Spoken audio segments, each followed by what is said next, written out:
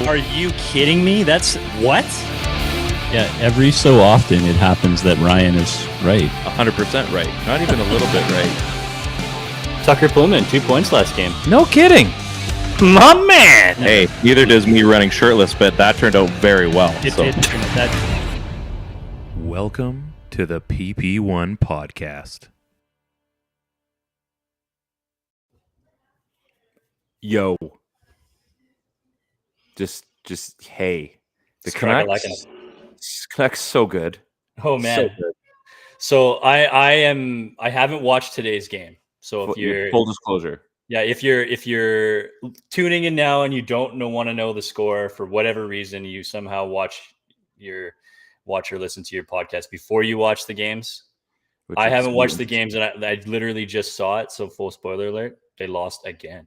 Again, in dramatic fashion. I already have my guy and my dude picked out. I had it picked out like at the third period for the whole week. Wow. Things are bad for the Canucks. Things are really bad in bad town right now. It's not looking good. It's not looking good. It is not good. This is, what is good? Our show. This is the PP1 Podcast. We're on the Dean Blundell Network, partnered with our friends at Move Health and Wellness. You can once again find us on the Dean Blundell Twitter account. We're finally streaming there again. Our YouTube page, our Facebook page. You can comment along on both of those. You can't comment on Twitter, unfortunately. I think we even have another one in there, my personal one for Twitter. But yeah, if you want to comment along on the show, I mean, we're an open book. We're an open book. We can talk whatever you like. We're not exactly like a live post game. It's not an emergency show. This was scheduled. Yeah. If you like the title, the title of our show got some traction this week on a tweet that I made. Because you could, depending on how you pronounce it, it's true. And the Canucks do have lead poisoning. So, and honestly, so fitting. I might have to change my pinned tweet from "you took the Sedins for granted" to this one, because I think this becomes more relevant. Just saying. What do you think? I mean, if ever there were a time, maybe this is it. Quick beer check. I just picked this up. Steamworks, their pumpkin ale, and it is pumpkin-y. That's a good delicious. one. It is delicious. This isn't a sponsored tweet, a sponsored comment. This was the beer. I'm not normally a pumpkin beer guy. Oh, that's my favorite. That's my favorite time of year. I know, and you know me. That's not necessarily my jam, but this is pretty good, and it's a tall boy, so this is for sure going to last the entire episode. I'm just saying. So you haven't seen the game, but you do know the score. They lost. They had a lead at one point during the game. It's a very familiar story. We're on repeat here. We're encroaching into Groundhog Day territory, which was also a great movie. So maybe we just need to find Andy McDowell by the end of the season and give someone tickets to WrestleMania. That might be how we switch this. We were going to be in Pittsburgh anyway. That's a great movie. That is a really great movie. I think so. There's coming down, getting ice, no big deal. So that movie was I can't remember what the thing is, but it was like a vault basically for the US. They kind of stuck away a couple of really important movies, some literature, some books, some things like that. And one of the movies that they tucked away in the vault that defines American culture was Groundhog Day, which I thought was kind of cool. What? Yeah. What? Is this a time capsule kind of deal? Yeah, kind of. That's the idea. And when are they going to open this thing? I have no idea. And I maybe there's more to it than just being a time capsule thing, but no way. Yeah. But Groundhog Day was one of them. It's an American treasure, apparently. Huh. Punxsutawney Phil will forever be Punk or Punxsutawney? I don't know. That would be a dog, I think. Yeah. Pretty sure. Did you happen? I know you've had a busy week, and you've got a lot on the go. Did you happen to see our 2-minute show last night? I did not. Rocket was the star. Nice. Rocket's always a star. He was. I did a post just making sure everybody's remembering there's a show today, making sure that everyone gets their final guesses for our giveaway, which I will be announcing shortly. And then Rocket at the very end. This is like a 3-minute video that I made just to test everything out. And then Rocket does zoomies and chases his tail for like 30 seconds. It's hilarious. It sounds legit. It is quite legit because I'm like, you can come in the room. Why not? I'm just going to do it on my phone here. And then he just starts doing zoomies. I'm like, okay, show's over. We're just going to watch my dog run in circles. And that was super entertaining. So feel free to check it out. It's a really short episode. Didn't bother to put it to a podcast form. It didn't hold weight. So you saw our contest. You were following along. No one got the record right for this week. They went, if we want to call everybody's too positive. Yeah, they thought they were going to win a game. That's so cute. That's so us, hey? It's very so on brand. That's so Canucks fans. Oh, we think we're going to win at least a game. Good one. That's hilarious. The winner, though, with 10 goals is our good friend DG at Trapeze11 with 10 goals. So you are going to, I don't have it down here. It's upstairs. You are going to win a box of MVP cards and some penny sleeves. So when you get some good ones, you put those away. Go to your local card shop because I think he lives in the States, if I'm not mistaken. We're going to send that out to you. You're going to get it. You're going to find some cards. You're going to post them. You're going to shout us out because that's how this game works. And hopefully you get like a good Canuck card that we can all talk about. Or Gritty, if they're still doing the mascot cards. Get a Gritty. Maybe Gritty, yeah. Gritty must be the only card that's worth money at this point. I have the Gritty card and I lost it when I pulled that card. It's sad. It's sad. But anyway, congratulations, DG. You're a follower of the show. We appreciate it. I think he's got even the sandals and stuff when I sent those away. So that's nice. Cool. So, yeah. I knew the name sounded familiar. Yeah. PP1 Podcast faithful. Love it. Thank you very much for following along. And it's not hard to win these things. It's not like we're making these out of reach. You literally have to go do and type that in and hit send. You may be right, you may be wrong, and it takes 6 seconds to do. So today they released all the reverse retros, and I love the name of these. History never repeats. Right. Every single one of those is a repeat of what happened in history. So I could see that maybe you guys think that's clever. It's a stupid slogan, much like impossible is nothing and unfinished business and flex fly forever. Compete is in our nature. Oh man, there's so many. So what did you do? Believe, yeah. Garbage. Let's just flash these on the screen. Canucks could use Ted Lasso right now. Canucks could use a lot of things. I've got a few other funny comments to go, but let's check these out. So these are all the reverse retros. Look at them all. Yeah. We're going to move off the Move logo for a second so you can see everybody. So can you do your rundown again as we did right before the show? I felt that was so funny. Give me like the where should we start? In 60 seconds. Wherever you want, man. Just okay, we'll start bottom right. So yeah, Islanders, Captain Highlander, fish sticks, love that one. That's great. New Jersey does the old Kansas City Scouts thing. That's a lot of fun. Kings one, seen that before. I mean, it's great. The colors are fun. If the goalies go with the full like old school brown leather pads for a kit, that'll be really sweet. That Philly one is so sharp, but Philly's always sharp. I feel like that's the other team that just does it right in this league. So big fan of that Philly one. So before you keep going, and I told you this, but maybe let it soak in. So during the warm-ups for every game that they wear that jersey this year, they're rocking Cooperalls. Oh, right. That's so like, and what are they, just black Cooperalls? Or are they black with the white stripe? And then they got the Philly logo right by the skate. Oh, that's just, I freaking love that. I mean, I don't know how often, I mean, I've only ever heard that Cooperalls just suck to play in, but that was probably back in the day when the rinks were like super cold and your Cooperalls used to freeze. That was what my dad used to say, but I mean, I got to go look up a warm-up just so I can see this, but the players must be having a lot of fun with that one too. Pittsburgh one, I feel like, we've kind of been there, done that. It does look good. I guess pretty tried, tested and true, but I have a feeling that I just dislike anything Pittsburgh in that yellow and black and white for obvious reasons. The Vegas one, I'm not like super thrilled about it, but you did let me know about the glow in the dark green, like the strips. So that's a fun touch. Not really feeling the Sens one at all. That seems pretty old school. That's been done It's like before. the Danny Heatley wannabe jersey. Yeah. Columbus again. Not I a guess stretch there's some coolness there where it kind of reminds me of the old like Atlanta Thrashers arm. So that's neat. She looks but like she's wearing a dress shirt though. yeah, so not a big Not a fan of that one. Really liking that New York Rangers blue with the Lady Liberty on it and the red Yeah, sleeves. That's super tight looking.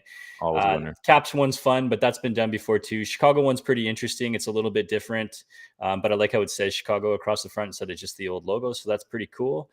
Colorado, I mean, those are fun. I'm glad that they went back to the colors. Obviously the design's been done over and over again, and it is a jersey that's been done before, but it's still a lot of fun. Canes one, been there, done that, seen that, don't really care. They added the flag inside of the C. That's about the only difference. Yeah, meh. It's boring. It's meh. Yeah. Meh. The Sharks one, that's cool. The old Golden Seals thing. Yeah, that's fun. They should be walking around. Skates, yeah, right. then White skates, they white hit it. gloves, maybe even Cooperalls. That'd be fun too, right?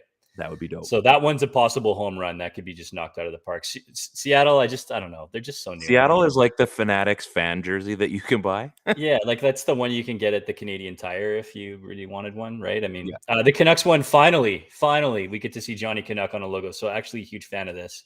I like know the there's some numbers on the controversy front. from it. Big fan. Like that one a lot.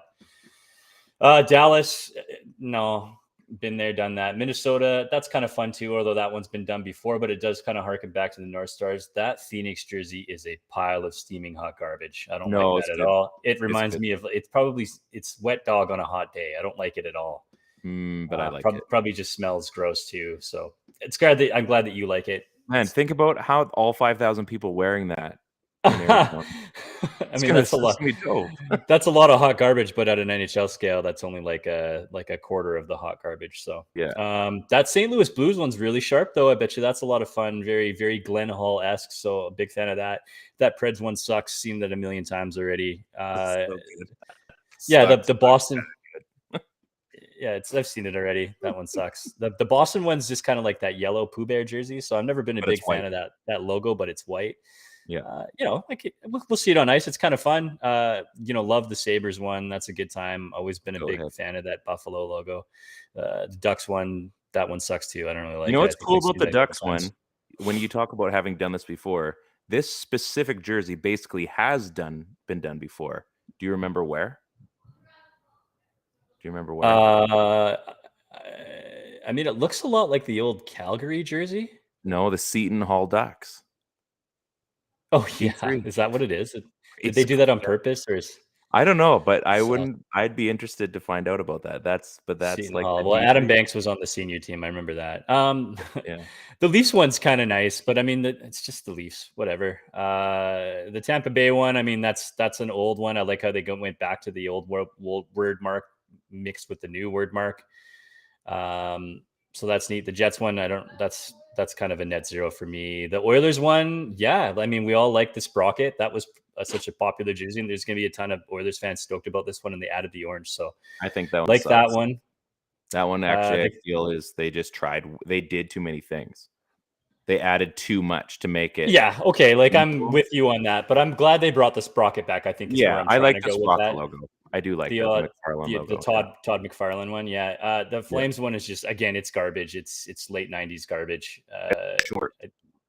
I don't like it at all. I bet you there's a bunch of Flames fans don't like it either. The Detroit one, I like that they went away from adding the traditional heavy white to the jersey. Yeah. I like it. It's very old school. It reminds me of the Chicago jersey, actually. So it's really cool. Habs one, kind of a net zero for me. It's fun. They introduced the baby blues, I guess. So we'll see how it looks on ice. Super big fan of this Florida jersey, though. Like, again, all sorts of Atlanta Thrashers vibes again. So that one, I'm excited to see how it looks on the ice. I hope the goalies come up with some really cool kits, but adding the baby blue with the gold and the red, mega sharp. Done. And I mean, I love it when teams. Yeah, go ahead. Oh, I love it when teams introduce a new color, right? I mean, that was like all these college jerseys, the Oregon Duck stuff, right? I mean, they have their colors, they have like, they're green, they're yellow, and they're white or whatever. But then when you go and you add like a slate gray or something like that, or you go and you add like the neon green, like I think it's really cool when you just start adding additional colors, as long as you don't go too overboard. Just something you can add to the brand, right? It's they got the right mix, I think. And because think they so. brought in that baby blue, remember when they had brought in the baby blue a couple years ago with like the cat face or whatever? And it was a sharp looking jersey. It wasn't ready. That wasn't, I don't think It was too people were much ready. navy blue, unfortunately. Yeah. So this one, I feel people like they understood the assignment when people talk about that phrase, right? So Yeah. I think they understood the assignment. Go with the patch logo, which is really cool because it isn't anything they've done. It isn't the Panthers logo. It isn't, anything else they've had. It's not the jumping cat. It's not the side cat. It's just the stick with the palm tree. So it's not Uncle Scar. No. But I'm a big fan of so many of the third logos in the National Hockey League, and I think it's cool when they start incorporating them like that. And like, I'm also just really happy to see Johnny Canuck, honestly.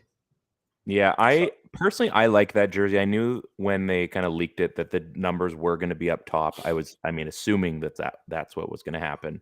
I wish, and it's so typical because we all want like the color scheme and everything that goes with that, but I do kind of wish they actually just re-released the original was the WHL Canucks, the pink with the blue and the white. I thought that was quite sharp, and I do like what they've done with it. But at the same time, it would have been cool to see them go that route, just because it's that different, and I think it throws everything on edge. And I don't know, like even the one where they have like I guess Canucks, like the football jersey one, you've seen that, the blue. Was it pink or was it red? The old WHL. Well, it was like a pinky red, so like salmon. Yeah, that also would work. Yeah, light red, light salmony pink red.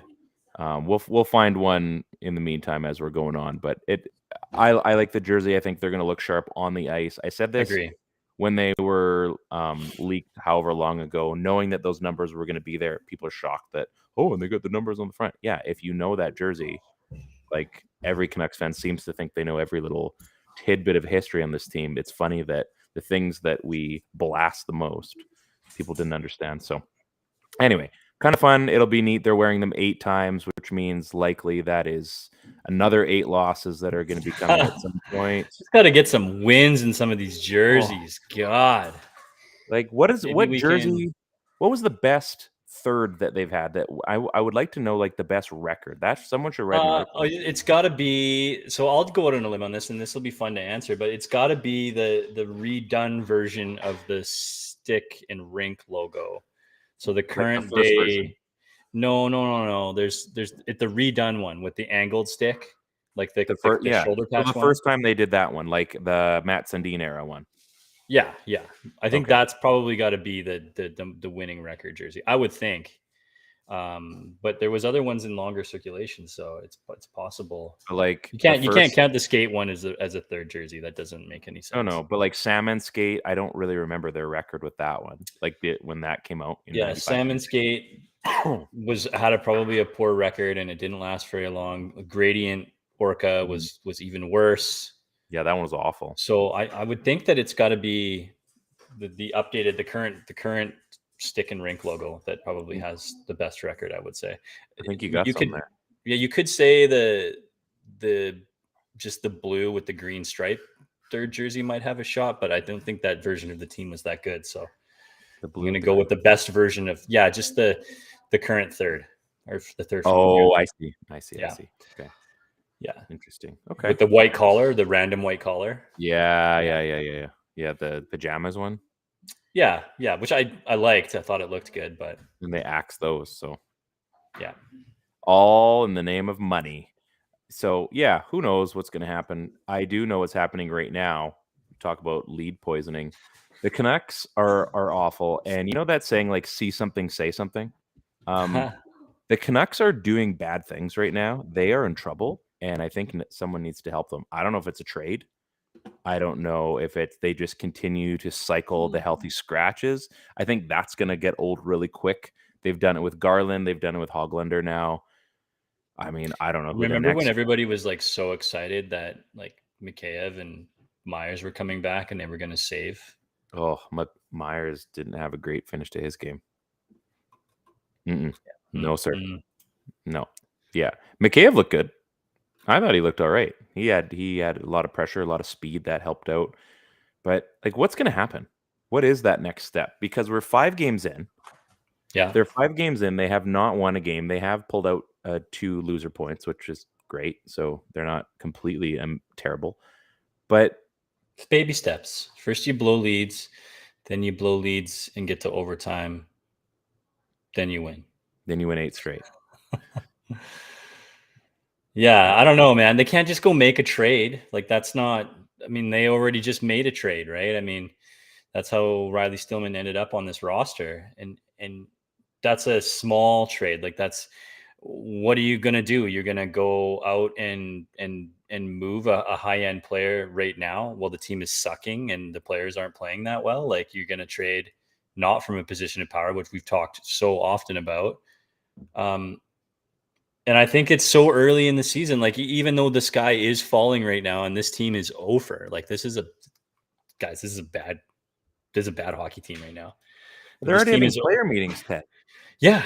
Like players only meetings. It's a bad hockey team, but I think you have to let it ride for a little bit more. You almost have to let this thing start to burn down a bit before it's like, hey, now our hand is forced. We have to start making trades, but you can't go through. What does that say to the fan base if you're this new management group and you go through this whole summer and you make limited amount of moves, you bring in a couple of pretty sought after free agents, you re-sign what arguably could have been your best trade chip, you're committing to him now for the long term, and you've built this roster based on the key pieces that you have in place, and then 6-7 games into the season you start making big trades. Like that tells me that you spent the whole summer saying that you have a good plan in place and you know what you're doing. And then the second that shit gets real, I changed my mind. This was wrong. So you know what, though? And I'm going to debate that just a little bit. You can have a plan in place, but until you actually start playing the games, maybe they thought what they had was real. I mean, they didn't, but you look at right now and just you look fool's at how gold then. Well, that's what I'm saying. Like it's exactly that. So they've gone in and they thought they had this shiny thing that was really impressive and worth something. And then you see it on the ice and you can take injuries away. You can take all the, the fodder away from it and just look at what you actually have. And the power play is anemic. So is the PK. Like they're giving up chances at either end of the ice when they've got a man advantage or not, or man disadvantage. Their goaltending, I mean, Thatcher Demko he doesn't look like Thatcher Demko right now. I mean, it's a bunch of things. Like there's a lot of holes right throughout. Sure, you're seeing Pettersson have a great start to the season. I think JT Miller looks like he's got a bee in his bonnet. Quinn Hughes. Both scoring, not bad checking. Yeah, like there are things that are going well. I mean, it's not absolutely catastrophic. But at the same time, you look at everything on that team and think, okay, well, we did think that we had something good, and we don't. And if we keep going, like, what is the magic number if we play 10 games and things get bad? Is it 12 games? Is it 6 games? Are we going to go until American Thanksgiving? How long do you go before, if it's still bad, do you make a shakeup? Like, if they were to lose, because they've got the home opener coming up, right? If they were to lose that one, let's say in the exact same fashion that they've lost in the past 5 games, they make it interesting, then they blow it. Or maybe it's close and there's they get scored on right at the end, or like just some, let Buffalo just goes on like a tear in the last 5 minutes of the third period or something. And then they're 0-6, or they're winless in 6. Then what do you do? Like, where's the stop sign? Well, I mean, traditionally that stuff starts to happen after Christmas, right? I mean, we had Brian Burke in here for many years, and his whole deal was he usually would give the guys until after Christmas, right? He would never trade guys right before Christmas. He would get them. He would give them to Christmas to generally figure it out. And I think that's the way that a lot of the NHL operates. But Who are you going to trade, Ryan? I mean, it's like, Well, I mean, you've got a guy that's about to sign a contract somewhere.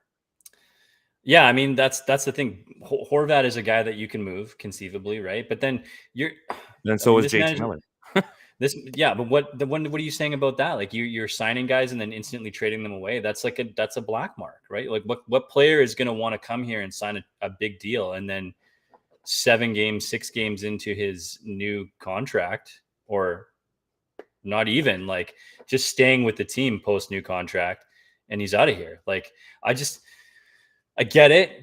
Like, I get it if you're playing like NHL 2022, Yeah, right? But this game. is like Do whatever they want. this is real life, right? Like, I mean, I look down this list and it's like, okay, Horvat just inked, right? JT Miller just inked. You Curtis Lazar just brought No, him in. Horvat isn't inked. Sorry, Lazar just brought him in. Yeah. Hoglander, I mean, I guess you could trade. What do you want to? You want to trade a young forward who doesn't cost you anything to try to get what? Like Niels Hoglander is not the thermostat here. He's also not the problem either, right? So no. Pettersson, like, that guy's not going anywhere right now, especially on the contract that he's got. Horvat, there's a move that could possibly be made, and I feel like he is the guy that's now on the outs, right? And I think the team committed to Miller, and there's not room for two.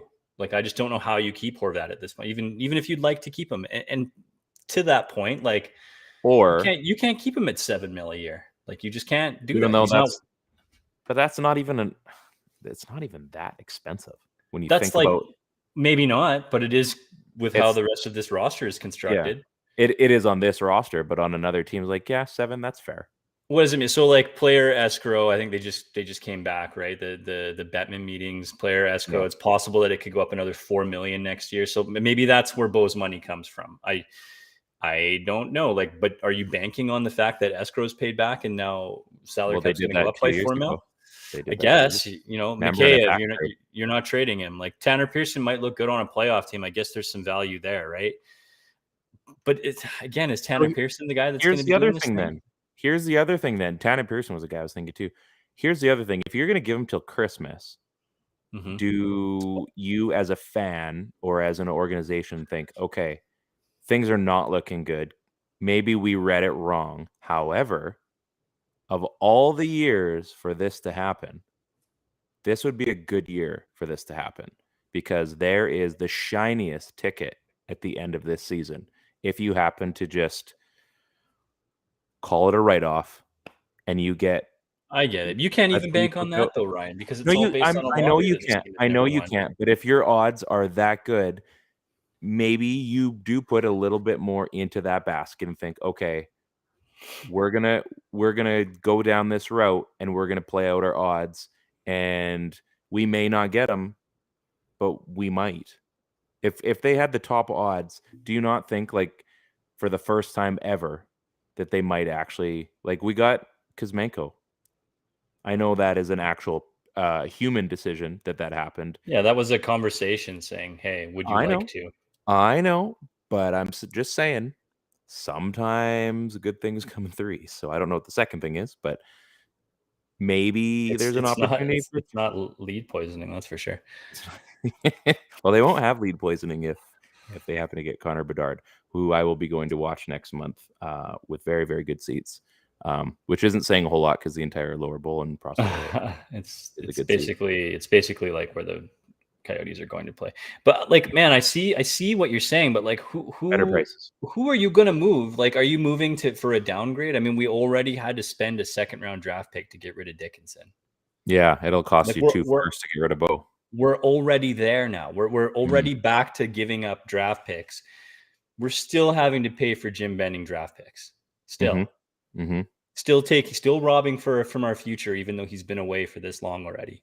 The ghost of Jim Benning. And this is, it's their fault that they had to give up a second somehow, right? But I mean, geez, like, who are you? I don't know who you're going to trade off this roster. So the only two people that we're looking at right now is Bo and Pearson. Like, you're going to have to pay a whole ton to move in Oliver Ekman-Larsson. Like, what's going on with Tucker Pullman? That's not going anywhere. That's not a tradable contract. He's hurt. Right? Yeah, he's hurt. Like, we got Tyler Myers. Like, there's maybe Tyler Myers has value. Like, maybe He could go be I somebody's. think closer to the deadline, he has value. I know some people like Tyler Myers, and I think Tyler Myers is fine in a specific role for a certain value. This is not it. Making a trade with these guys, you're only trading perimeter pieces other than Horvat. Like, and you're not moving the needle. You're doing because they committed to this core, like the core now that they cannot trade. So what? It's the same players all the time, right? We keep replacing the tertiary players, and it's not making any difference with the current players that are on this. Is it the core? Is the core wrong? Maybe. Like maybe you like.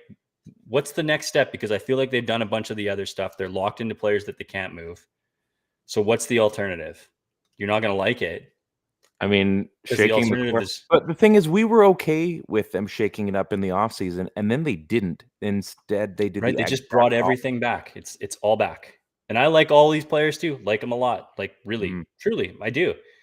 But it's not about liking working. though, Ted. It's not about liking. It's about winning the Stanley Cup. Well, yeah, the Twitterverse is a funny place, right? I mean, social media is a funny place. If you say ill will towards anybody that's part of this core, yeah, you're gonna get it. But this is the same core that sucked for how many years? Like to me, still suck. To me, there's two pieces on this core that are like surefire bets. I mean, really, and one of them they decided to not lock up long term. So, yeah, what happens when that happens? I don't know. As I said, and we said this last season too, the lead up to the whole JT Miller saga, I was cool with them blowing it up.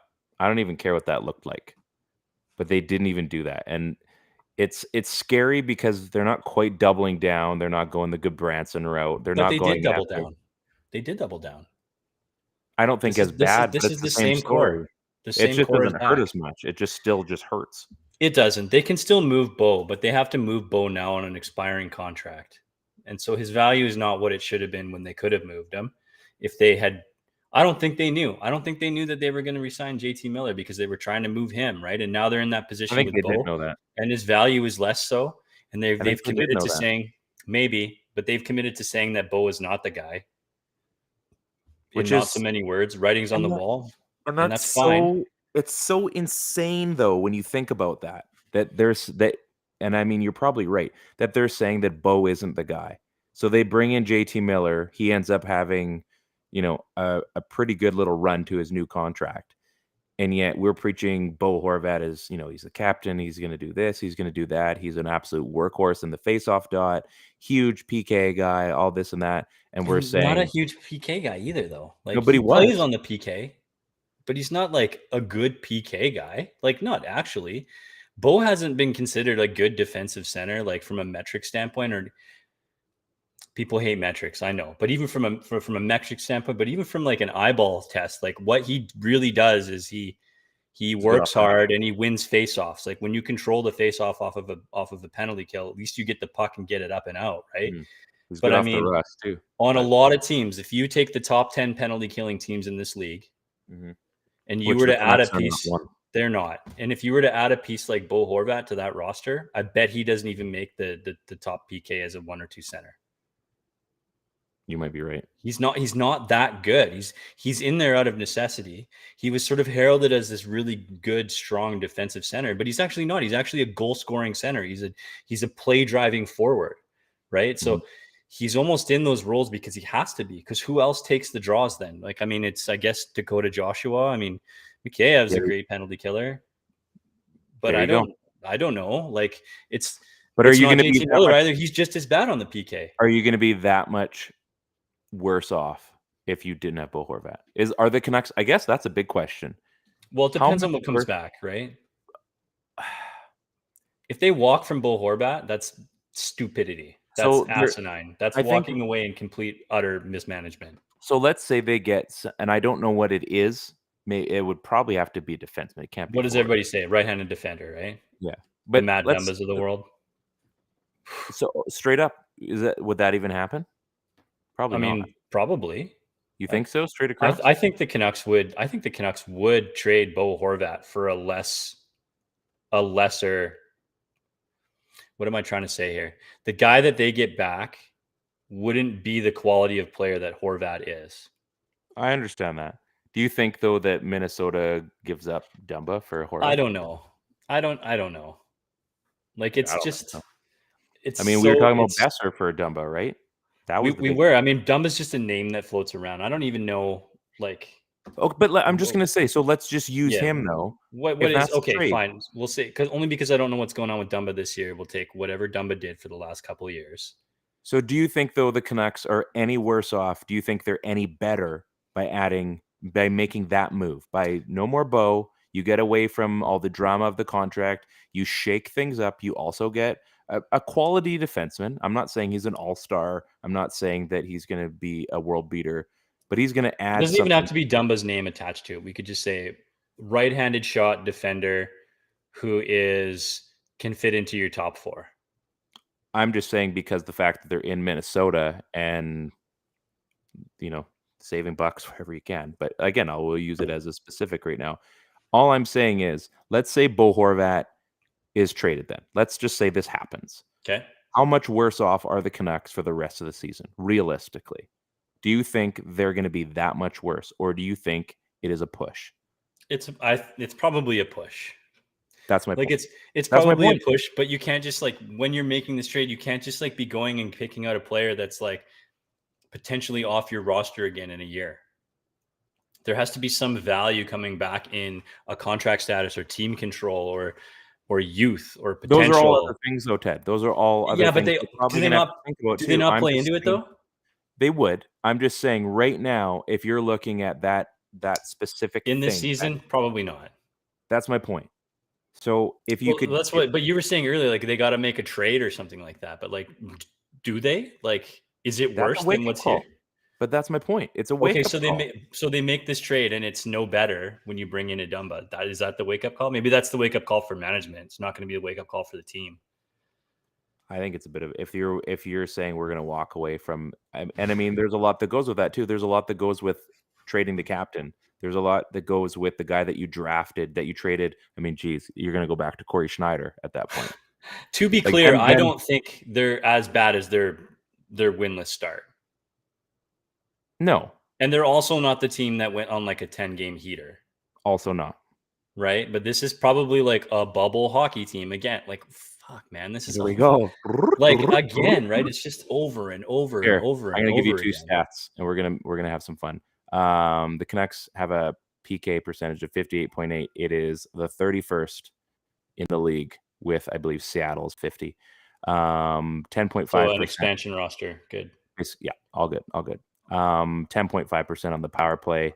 You guys don't have to understand how bad that is. It's bad. Let's get into something good. Let's get into something that actually benefits people. Our good friends at Move Health and Wellness. Good. Give me some. You can just sing in the background as I'm doing this. Move Health and Wellness. They've partnered with us for a little while. Great. We've had a good time together. Great. They have 3 locations. There are 2 in Surrey and South Surrey. So I'm going to get this right this week. Surrey, across from Surrey Memorial. South Surrey on King George Boulevard. Then you've got the one that you and I both know very well. The one in Kelowna with our good friends Dr. John and Kaylee. Massage therapy. They've got chiropractor. They've got counseling. They just hired, I believe, was it 1 or 2 new counselors, clinical counselors in Kelowna. I think it was 2. Was it 2? I'm pretty sure it was 2, which is super awesome. So they're growing in Kelowna as we've expected. They're located inside the Jack Nathan Medical Center inside of Walmart. The parking, as I've always said, is absolutely amazing. I'm a fan of real life problems, and I'm a fan of getting them solved in the way that Walmart solves my parking problem when I'm going to Move Health. I'm going to have to go back there. I think I might have tennis elbow, and I'm actually serious. I don't know how bad it's supposed to hurt or if it's a lingering pain that is right in your elbow. Have you had tennis elbow? I've never had tennis elbow, no. It doesn't hurt, but it hurts. Anyway, we'll get into that another time.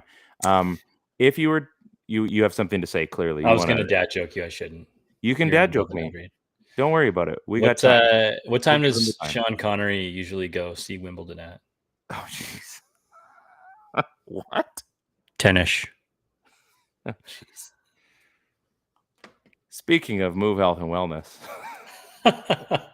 they don't. So Kelowna only has a few services, which I know they're trying to add on to. Again, it's a logistical thing. It takes time to build these things. Out in Lower Mainland and Surrey, they've got physiotherapy. They've got also the chiropractic and massage therapy, kinesiology. They've got counseling as well, occupational therapy, naturopathy, shockwave therapy. I think that'd be kind of fun. Acupuncture, custom orthotics, vertical and vestibular rehab, bracing, cold laser therapy, pretty much a little bit of everything. You can book your appointments on the Jane app online, super easy to do. As I said, you just go in, they do direct billing. They've got, as far as massage go, basically anywhere from like your 30 to 60 minutes, or I think even past that. They've got your pregnancy massage. You've got 2 children, you have a wife. You know that when Christy was pregnant, she probably went to get massage for pregnancy. There's a special kind that they get. I know my wife has gone through that. So they cover everything. They get you in a place. They run the gamut. They run the gamut of health. We do have to get Dr. John back on and talk about concussions with the month and a bit that's been going on in football as well as hockey. Colton Dock for the Rockets just went into concussion protocol since last Friday after he got hit. It was a clean hit from what I could see, but rocked him pretty hard.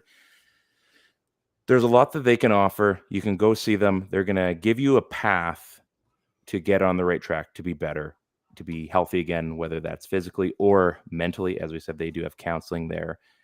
There's a lot going on with our bodies. There's a lot going on with our lives and our minds.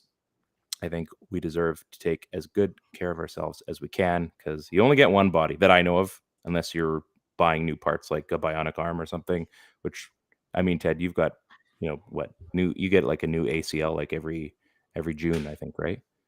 Yeah. Pretty much. So, you want to make sure those are in check. So when or new hammies, you get those new hammies for next ball season, hopefully. That'll be fun. You'll be able to run to first, no problem. You'll be ready to go. I'll scamper. I'll do the Dave Dickinson shuffle to first. Short little legs. So Move Health and Wellness. Go check them out. As I said, the one in Kelowna, that is our home away from home. Very happy. I got to get John some of those summer skates as well. Although he's got big flippers, so I don't know if those size 12s are going to fit him. We'll see.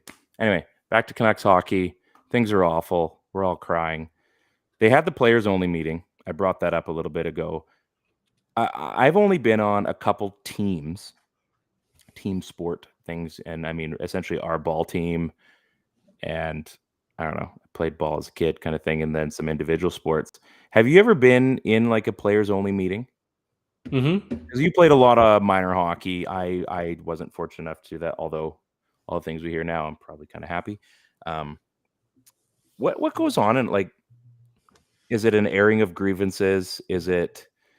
Do things get cleared out? Is everybody kumbaya by the end of these things? Like, what do you think's going on in their locker room right now?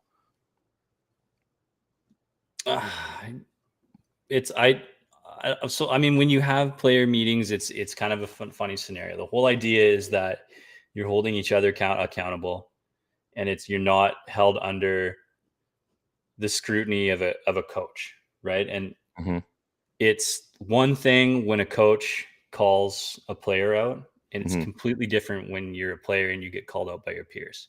Right. It's different, right? Just like if you were presenting a teach back, if you'd learned something in your job and you then needed to go present it to a customer or a client or something like that, it would be easy because the person you're presenting knows nothing about it, not going to know when you make mistakes. You can sort of fudge your way through it and get through the presentation. When you make the same presentation to your peers, it instantly becomes more difficult, right? It's harder because they understand things the way you understand things. They were taught the same things, right? So it's a chance to be like, we don't need a coach or we don't need management to tell us what to do in this area. We know what we're supposed to be doing. And it's obviously something that's going to be driven by the leadership group to just say, like, let's get on the same page and let's get out of this funk and let's leave it outside of practice, and let's leave it inside this room for how we're talking to one another and how we're getting it done.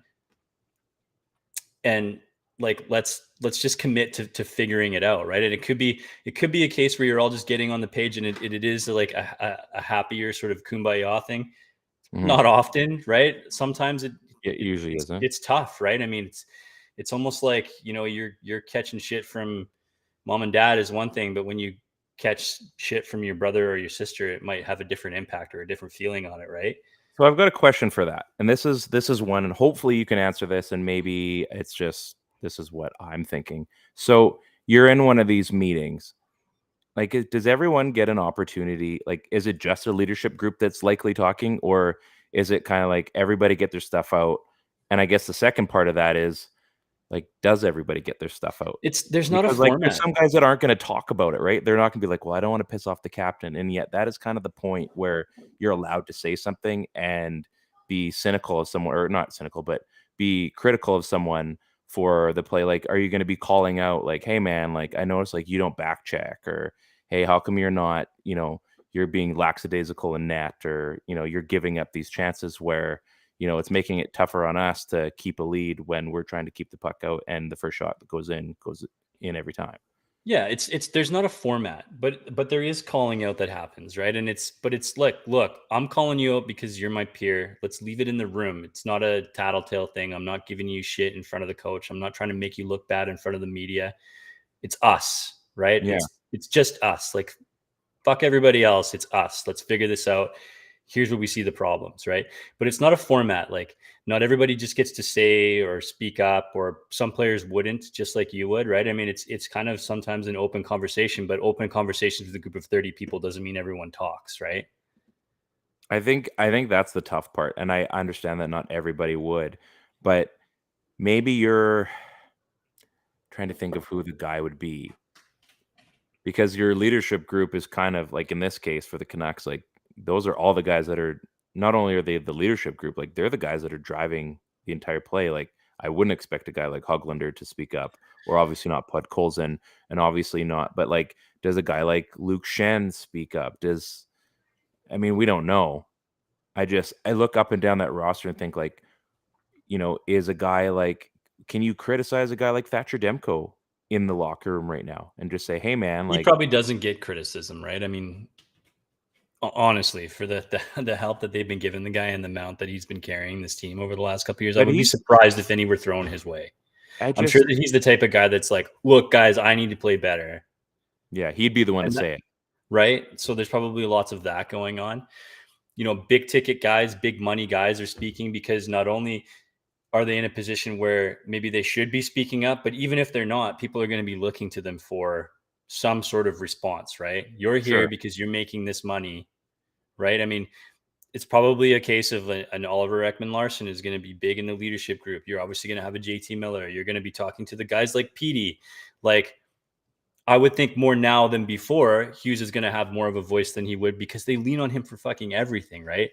What's funny though? Like, I'm thinking player only meeting, and I'm thinking, who calls this meeting? And I think back to old teams, and I'm like, guaranteed that's Marcus Naslund bringing everybody in. I'm like, absolutely 100%. This is Henrik and Daniel calling the shots. Like, unequivocally, Trevor Linden is saying we're having a players meeting and everybody's going to listen up.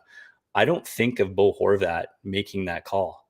See, I kind of, for whatever reason in the minute now, Yeah. I'm not feeling it. Right. I don't get that vibe from him. I don't get that sort of like leadership swagger, or even that quiet leader that you would see maybe in the case of a Marcus Naslund. I don't feel about him the same way at this moment, because it's crazy. I felt that way about him his whole entire time as a Canuck.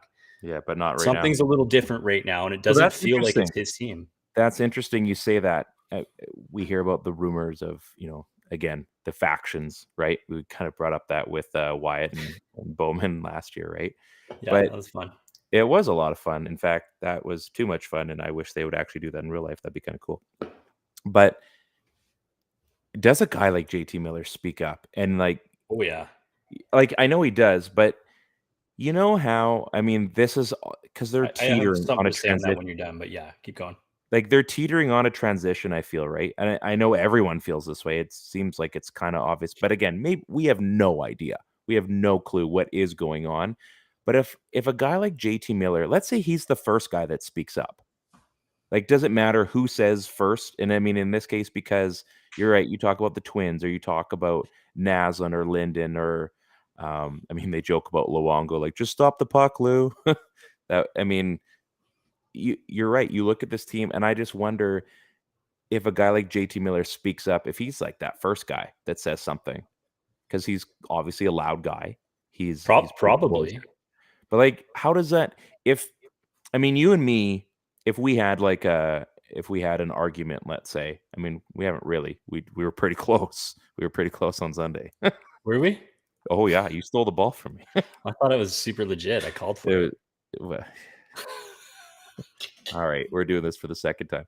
But no, like, I think if there was one guy to like stand up and speak, does that rub you? If you're the captain and you weren't the first guy to kind of say something, like, I don't know, these guys, a lot of them are obviously younger. You and I were, you're in your early 40s. I'm almost there.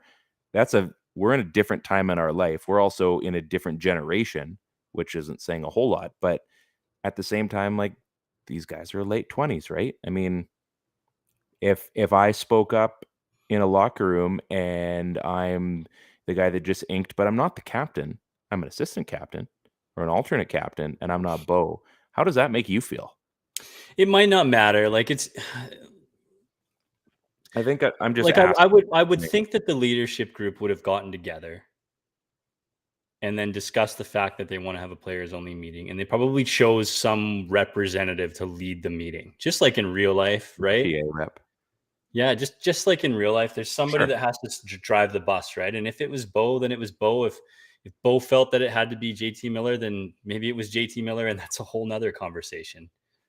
Yeah. Right? I mean, sure. But maybe the fact is that, and I know you don't think this way, but I would challenge you to say, if in a players only meeting on those early cup run teams, the leadership group called the meeting and Ryan Kessler was the one that spoke up, do you think that would have rubbed Daniel or Henrik the wrong way?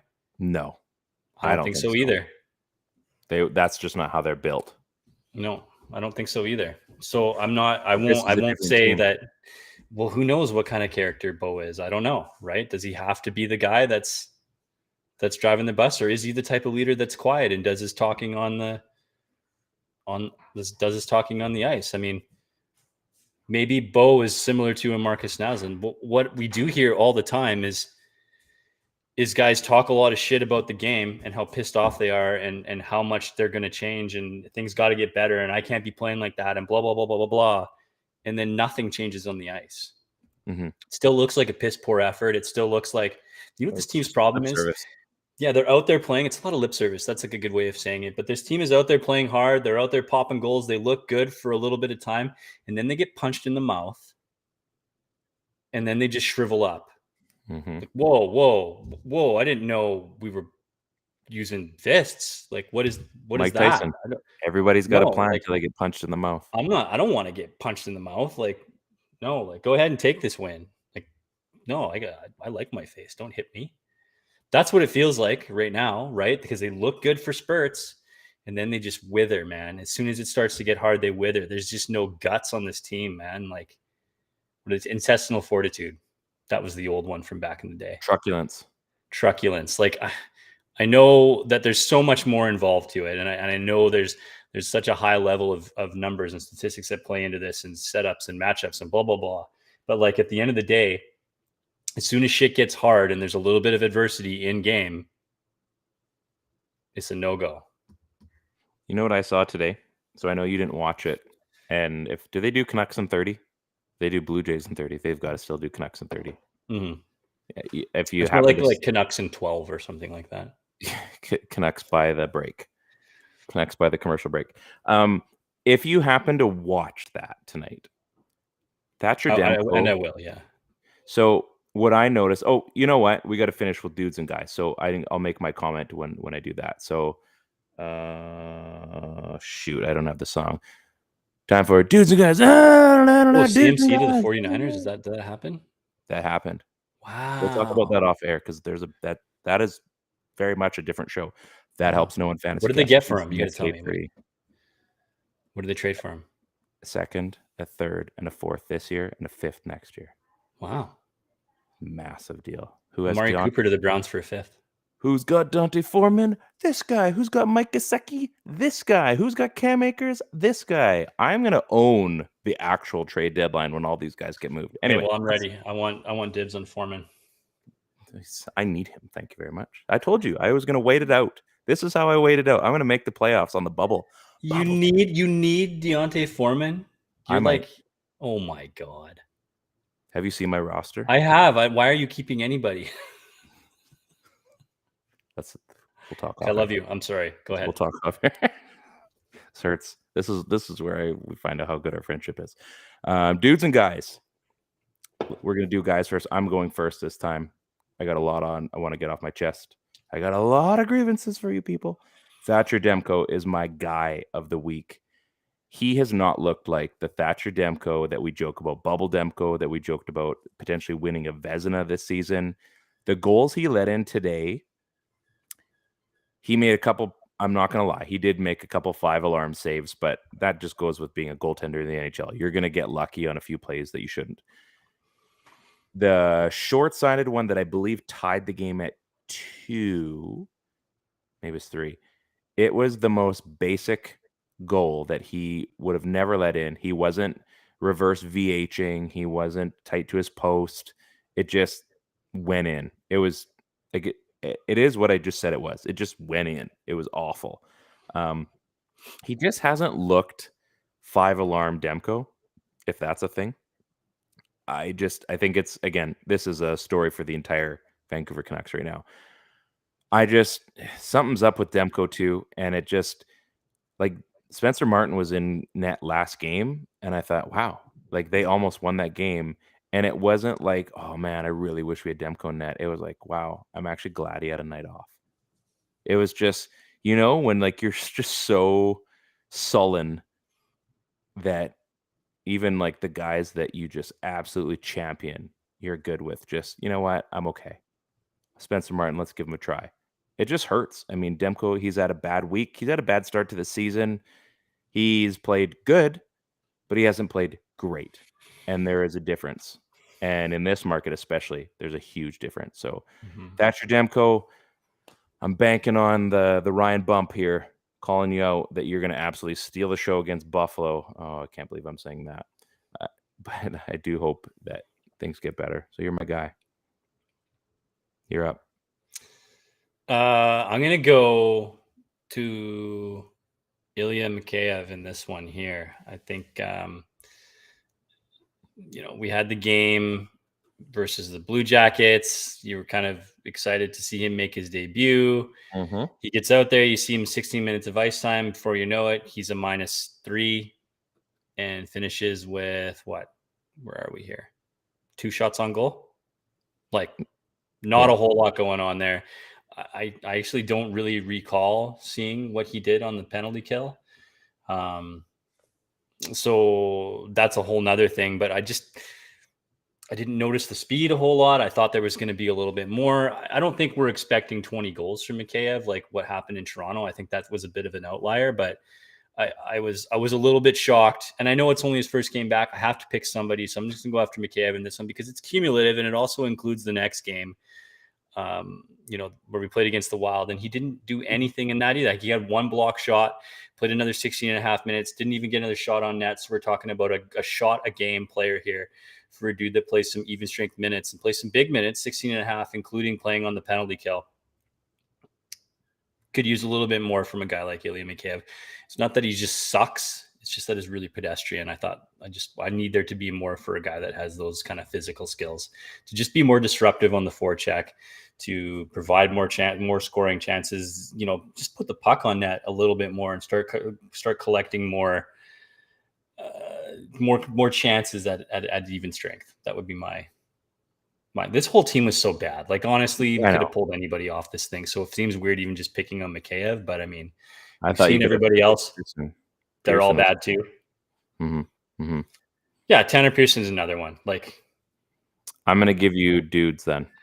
I'm going to give you a chance to take whatever you want. Dudes, okay. Yeah, so my dude is not one that you're expecting, but my dude's going to be Luke Shen.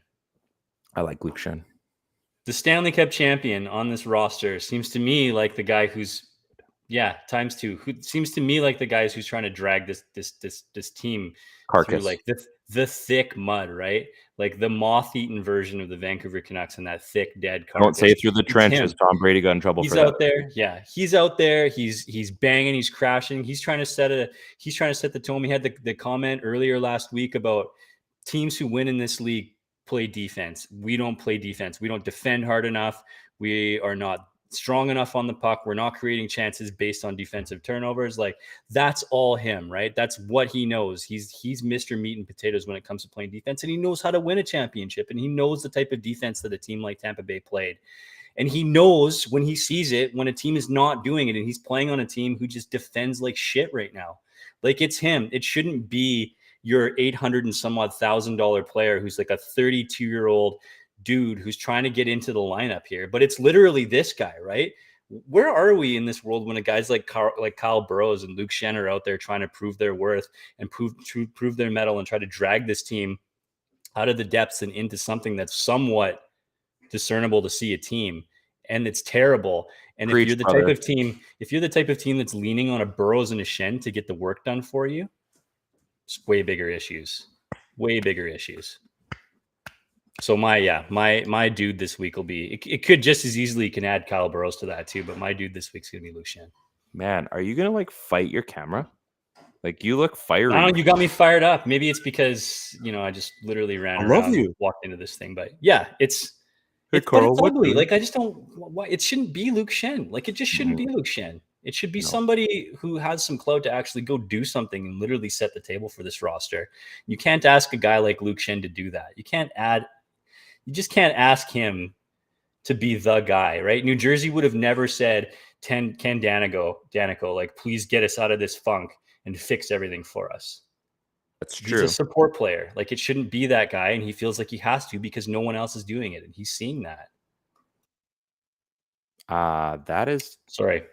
No, it's interesting. I'm just trying to find a stat here.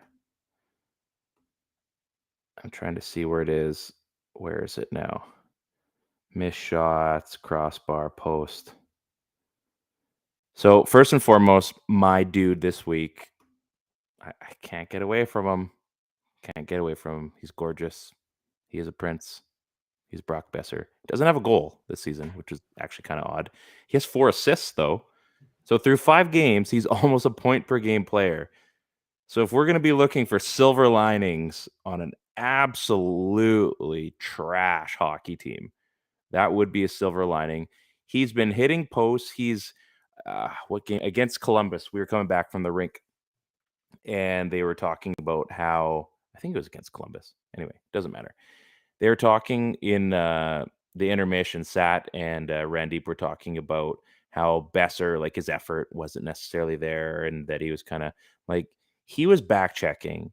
He had one play where he came back basically 200 foot, broke up the play, came up the other side, wired one off the post.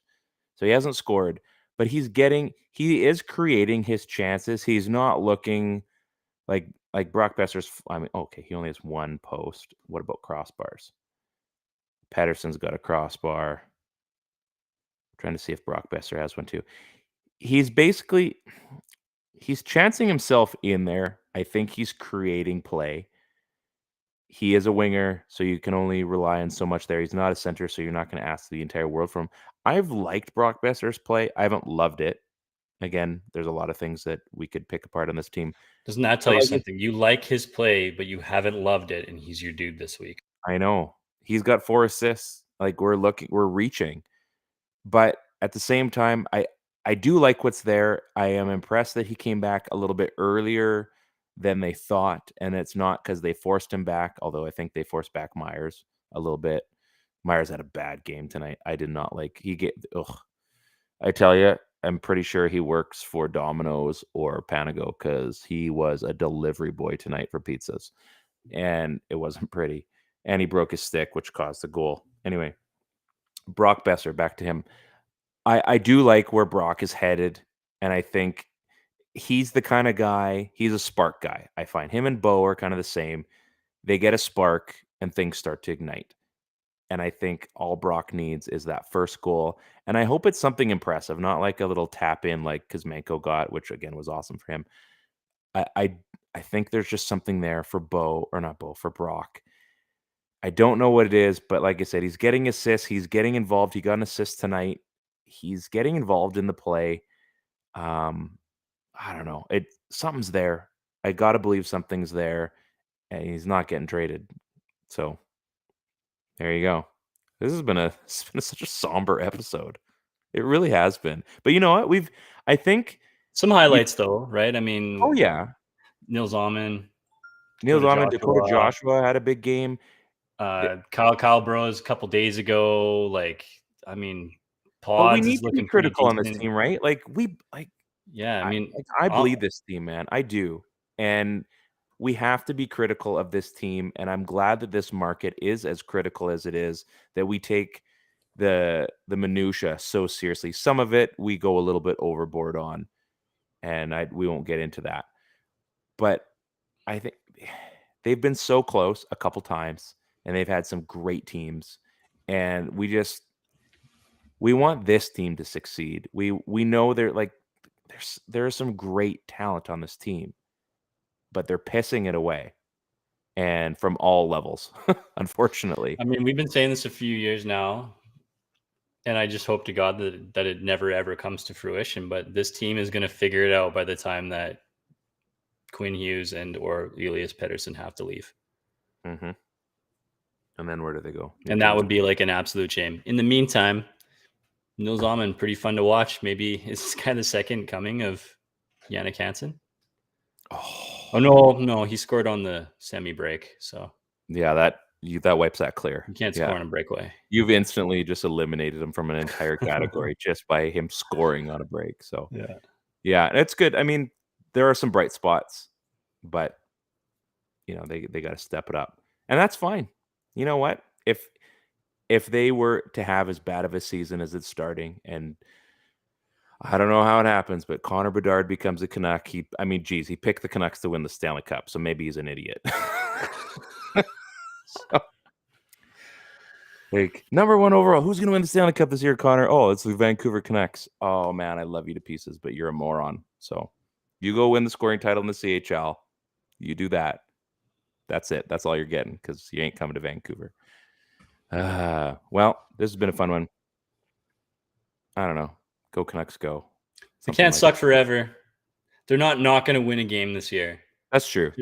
So just be ready to sell you when it happens. Okay, so let's just have a quick fun and then final words. When is their first win?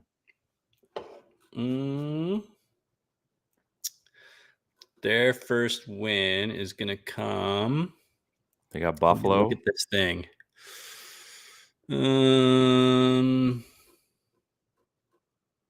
Their first win's going to come next game. Next game? That's pretty bold. Yeah, next game. And it's going to be a big win. They're going to win like 4-2 or something like that. Saturday, 4-2. Power play's going to click. They're going to get like 2 or 3 on the power play. Wow. Yeah. Do they wear the skates on Saturday? Do we know that? I don't know if it matters. I just want to see the skate jersey. And then they got Carolina. So I'm a cynic. They're going to win against Carolina. It's not going to happen in Buffalo. There's one more shady shaker coming. It's Hockey Night in Canada. They're going to win in Buffalo. I hope so. I hope you're right. I do hope you're right for the sake of my sanity, pretty much. That's all I got. You have a good time? Yeah, man. Always. Congratulations, DG. We're going to get those cards sent out to you, man. My freaking nice. My shipping bill. Oh, so I got a hat going out to our good boy, Yerky. Good boy, Yerky. He helped out with a lot of our designs this year. Yerky's a beauty. I got a hat going out to him. His stuff is always so good, too. He's just an absolute legend. He helped out with our Thano logo as well. So, he's a good guy. So we got some stuff going out. I'm excited to send this stuff out because I don't know. As I said on Twitter, we're in a position where we can throw some stuff around. We can have a little bit of fun. People know us for doing this. We're not doing it for likes. We're not doing it for followers. We'd love it if you did, but it's a good time. We have an opportunity to give some stuff away and make some smiles, and I don't know. Hey, we get swag too, so it's all good. So on behalf of my friend Ted in the San Diego Padres, go Padres hat. I'm Ryan. This is the PP1 Podcast on the Dean Blundell Network, partnered with Move Health and Wellness. This is the PP1 Podcast, Lead Poisoning. Very clever name, I know.